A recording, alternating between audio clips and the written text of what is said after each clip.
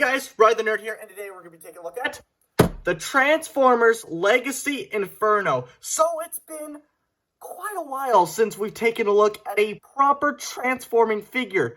That doesn't count because it doesn't transform, but we are back again with taking a look at proper transforming figures that actually transform.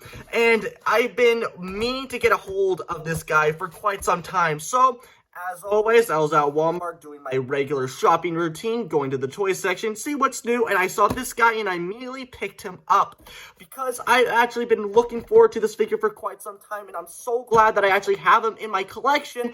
But without further ado, let's take a look at the package here. So you can see Inferno there in his lovely Fire Ant mode. Very nice. I really do like the Legacy packaging. I've always said that before when I've taken a look at figures from this line. I just really like the really retro box design that they have going on here. Spinning around to the side, we have Inferno in his lovely and disgusting robot mode there. You can also see him a little bit zoomed out there. Very nice. On the back here, you got him in his robot mode and in his ant mode. And on the side here, you just have the classic Legacy box here, artwork. So there's nothing too special about this box. But enough talking about the box. Let's get into the actual figure. It's been a while since you guys heard a big old boom like that.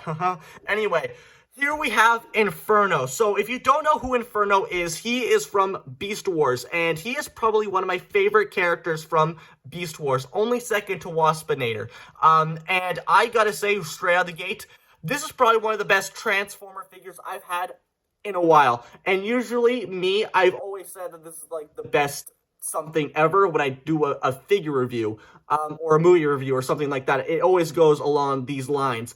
This is probably one of the best movies, figures I've seen or heard or whatever in a while, but I am actually genuine. I'm confident to say that this guy is probably one of my favorite Transformer figures I have in my collection, and you'll see that in a little bit, but he is one of my favorite Beast Wars characters. If you haven't seen Beast Wars, shame on you. Please go watch it. It's a great watch. Inferno is a really interesting character because instead of, being aware that he's a Predacon and actually, a robot or an alien robot from a different planet, he is actually just thinks that he's an actual ant, so he's just loyal to his queen, and queen being Megatron, obviously. So it's kind of a running gag throughout the entire show, and that's why I just really like him, because he's so oblivious because he thinks he's an ant, so it's just really oblivious, and it's just really hilarious, and whatever. If you haven't seen the show, you have no idea what I'm talking about, but if you have seen the show, you know what I'm talking about. But anyway, enough talking about why Inferno is my favorite Beast Wars characters. Let's talk about why he's my favorite Transformers figures. So take a look at, he is really accurate to his CGI model here. Everything down to the details on him. The color scheme is on point. There are some details that are not quite accurate, but for the most part, he is in fact completely accurate to his CGI model, and he's also very accurate to his old toy as well, with the color scheme that they've going on here with the really bright red here instead of being a more darker orange red that he has in the show. But looking at his head, what a delightful head sculpt here. He also does have light piping, which is also really nice. And it is a little bit hard to, get a lot of good light source coming through his eyes. But at least it's not Waspinator, because Waspinator's eyes were really hard. You needed a really strong light source to even get the light through his eyes showing. But for Inferno here, it doesn't really take much lighting to get his eyes to glow, because most of his back of his head is actually completely clear, and it's and it's not, a tiny bit like Waspinator was. But very nice detail. You even got some translucent for the ant eyes here. Very nice. And something that is a negative about Beast Wars figures, especially when they transform into insects or anything like that with a lot of legs, you're going to have a lot of legs on the robot mode here. And to be honest, it's not as terrible as I expected it to be. I don't, they're, maybe because they're actually not loose like Waspinator's. Waspinator's legs have gone loose over the time, so when I'm transforming him, it's a little bit annoying to get used to these legs, but these legs here, they seem very tight, and they're not going to become loose anytime soon, and they're not annoyingly when you're posing him. Personally, for me, I don't find them annoying. What I do find a little bit annoying is that his big ass, launcher gimmick that he has here. This is totally accurate to the show, and I really like the really nice metallic baby blue that they've got going on here. I really like the blue and the red color scheme together. This is from the show.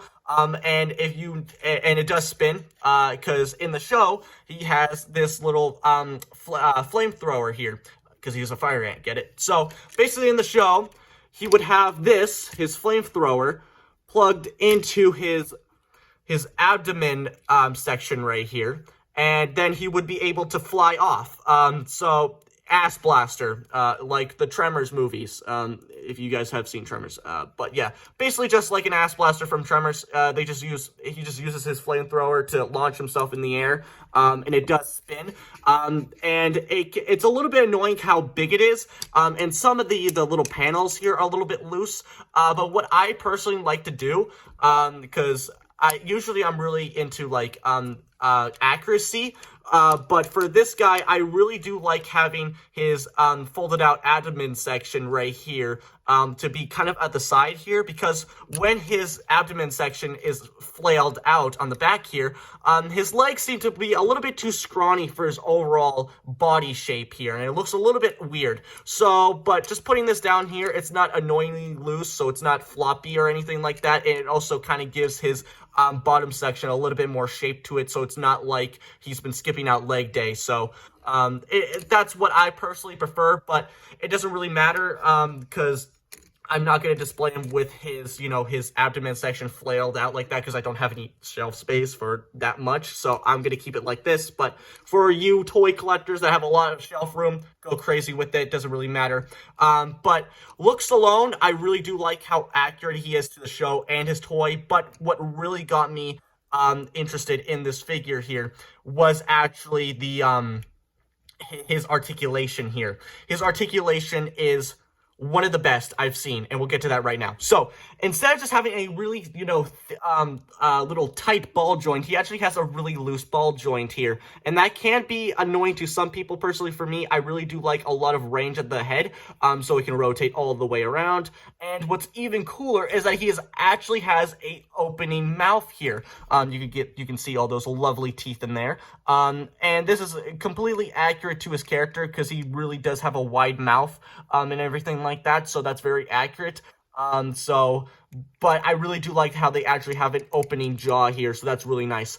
For the arms here, they can rotate 360 degrees, they can move in and out. They also have a butterfly joint here, but that's more for the transformation, and it's a little bit, it doesn't really go back, doesn't really go forward and back that far, but it is there, in and out. Like I said, he even got a little bicep swivel right here. He's got a double bend at the elbow here, which is fantastic, more for the transformation, and he even has he has an individual wrist swivel, and this leg here is also on a swivel as well. Speaking of swivel, he has a waist swivel. It's more, you can get the abdomen out of the way for that waist swivel here. His little antennae here are also on hinge joints, but we'll get to that later when we get him into his beast mode. But for the legs here, they can kick that far, and they can move back that far. He even got a thigh swivel. He can also do a voluptuous spread here. Very nice. He even has a double bend knee. That's really cool. I really like how they implemented that. for his feet here. They even do have a little bit of a toe bend, but that's more for the transformation. But he does have a beautiful pivot here. Articulation on this guy was not what I expected here. I was going to expect, like the bare minimum, but the fact is that they actually have a, double joints on the elbows and the knees and an actually opening jaw and not a annoyingly loose waist swivel. I'm really happy that the amount of articulation with this guy. You can get some really cool dynamic poses with this guy, and I'm stop motion people like myself, even though I haven't done a stop motion in God knows how long, but this is a great guy to do stop motions with.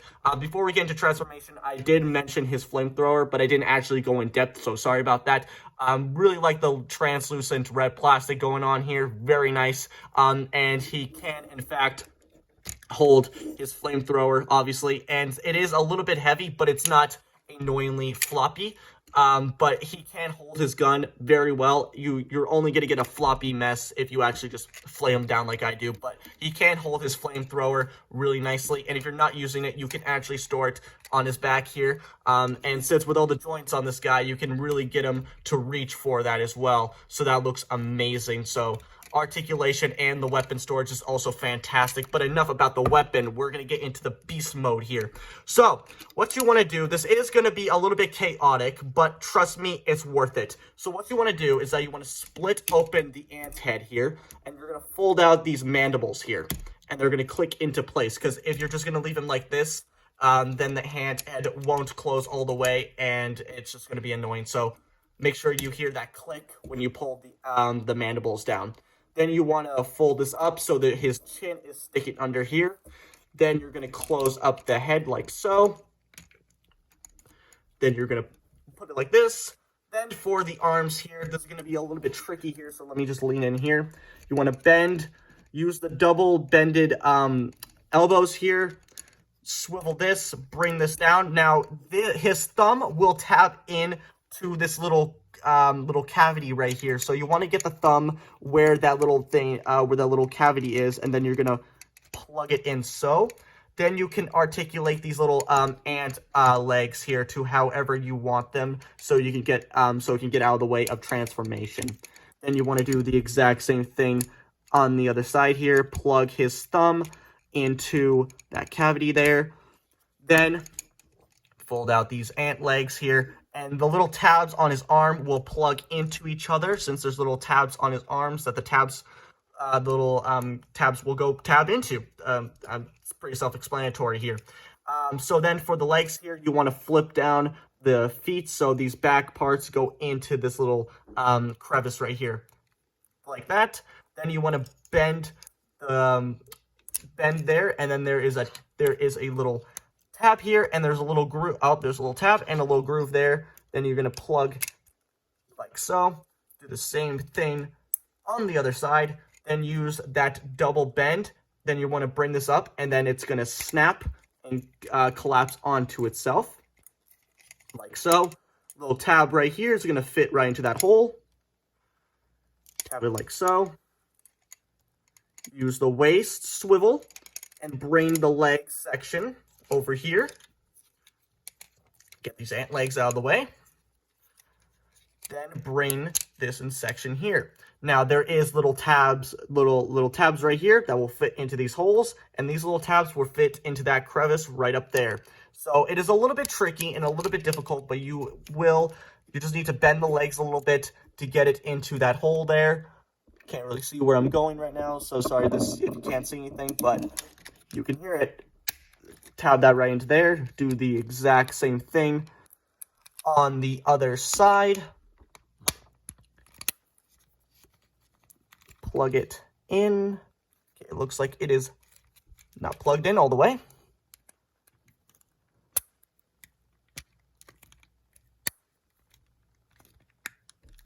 There we go. There you have the abdomen section. Now you can articulate these ant legs however you want them.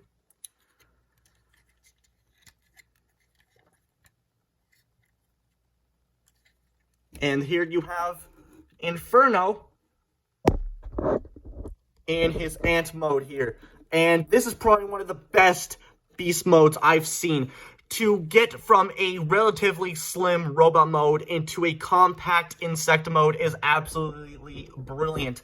I feel like this guy in Waspinator does a fantastic job of creating a lovely insect mode. But Waspinator, he had those stupid legs that would poke out right under here, but I'm glad that they actually used the legs to fill in the abdomen section, so it's a nice and solid robot mode. I mean beast mode. It's a very nice solid, except for this right here, but it's not annoyingly flimsy. And everything up here is just really nice. I really like how this guy is just an absolute brick. And the articulation is, it's the articulation that you would expect from an ant mode here. So, like I said here, the ant antennae are on hinge joints here, so you can get some really cool antennae poses. His head is on a hinge joint, a little, so he can look up that far and barely look up, but at least he can look down a little bit. For his mandibles here, the big mandibles here are on hinge joint. These small ones in the middle don't have any articulation to them. So you can keep them closed or you can have them open, whichever you prefer. For these little legs right here in front, they are in hinge joints, so they can move up. They can't really move up all that well, but they can move down. And then for these legs here, they're just on a little rotation right here, so they can move forward and backwards. For these back legs here, these are more for, how you want to display him. So you can have him low to the ground, and with these up high, it really, really depends on how you want to display him. But this entire section, the entire leg section is on a hinge joint, so it can move up and down. These are also on mushroom pegs right here, so they can rotate as well. But yeah, very, very, very nice articulation, and like I said, very solid. And also the amount of detail right here. It's not just completely red. You even get some little bits of black on the abdomen here, and you got a really nice metallic purple right here. And you can even see the lovely translucent eyes there. And like I said, this guy has barely any kibble, except if you look underneath. But even then, this is probably one of the most kibbleless undersides I've seen in a while here. Everything fits together really nice. They all tab in really well. Nothing's going to come undone unless you actually throw them on the ground and everything like that. But like I said, this is very accurate to his cartoon model, but it's also very accurate to his toy from all the different, bug-like textures, I guess you can call it, on every surface here. You get the really nice points on the ant legs here. Just a really great beast mode. This is probably one of my favorite Transformer figures I have in my collection, from the amount of articulation that you get and from the compact kibbleless mode that you have here. I mean, it's not completely kibbleless because you can see the legs and you can see the chin and the arms and everything, but it's done so well that I really don't care. But it's just a really fantastic beast mode. And a fantastic robot mode as well. So I'm glad that that Takara, or Hasbro, I should say, has done a fantastic job. And speaking of Takara, if Takara actually comes out with a Masterpiece Inferno for their Beast Wars line, I'm gonna have a little prediction here. I think it's not gonna be as good as this guy right here, because they're gonna have a really tough time of competing with this guy because of how much beast kibble they have in their Masterpiece Beast Wars lines. I feel like the only kibbleless beast mode that you can really think of is Megatron, but even then, I feel like they're gonna have a really hard time trying to get a relatively slim robot mode into a small, compact ant without doing some, making it look like complete ugliness. But I feel like they're gonna have a really tough time competing with this guy right here. This should be the go-to of Inferno Beast Wars collectors like myself. So, but that's going to do for me, guys. I really hope you enjoy this video. Like, comment, subscribe. I don't care what you do because you know what time it is. So, bye, guys.